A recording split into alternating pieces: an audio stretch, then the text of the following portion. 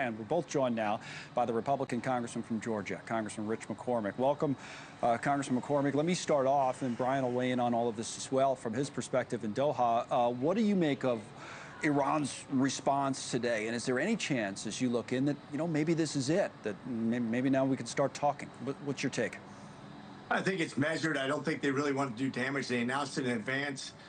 It'll be interesting to see what our response is now, because we've warned them, don't fire on American troops. But quite frankly, they've been doing that for a couple of decades now. We've had American casualties as recently as last year. We had 3 Georgians die in the National Guard from weapons fired by Iranian-sponsored terrorists.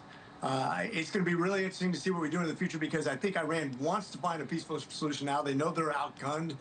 They're surrounded. Even in Saudi Arabia alone, they have an economy that's over twice as large as Iran.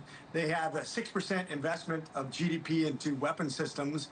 Iran has about 2%. That means that Saudi Arabia alone is spending 6 times more on weaponry than Iran is. They don't want to be in this fight. They don't want to be isolated over there. They don't want to go against the United States. They're in a really bad situation right now. Congressman, I'm just going to jump in. I'm curious what you think about the situation right now at the Strait of Hormuz, which is not far from where I am. That's that narrow area. Iran's on one side. They've threatened to close the strait. It's a big, big pathway for oil. Apparently, that we could have a world recession in as little as 30 days if they actually manage to close it down. The press secretary today, Caroline Leavitt, said it would be foolish for them to do that. How do you think that plays out, and would the U.S. Navy have to get involved? Could we see a real conflict in that area? Talk about cutting your nose off to spite your face. Right. That's about 20% of the world's oil supplies go through that strait. Most of it comes from Iran. It's going to cut their economic stream off more than anybody. But you got to remember, Iraq is also there, Saudi Arabia, Qatar. A bunch of countries use that as their causeway as well. They're once again going to stack up enemies against themselves. China relies on that to get their oil from Iran. And quite frankly, if we wanted to, we could keep it open. Iran has done this in the past. We have the weaponry, we have the power to isolate any kind of weaponry over there and destroy it if we wanted to. So that's, once again, a horrible plan for them. I think it would end up in nothing but horrible results for them, and isolate them more and decimate their economy. China has an interest in all that, too. As you know, Congressman, most of the Iranian oil goes there, so they wouldn't be happy about it. Yeah.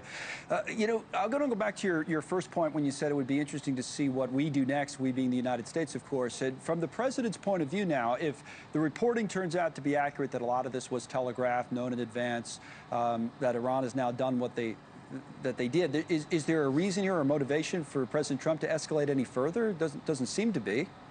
Yeah, I think he'll be measured. He likes to be measured. He said this always.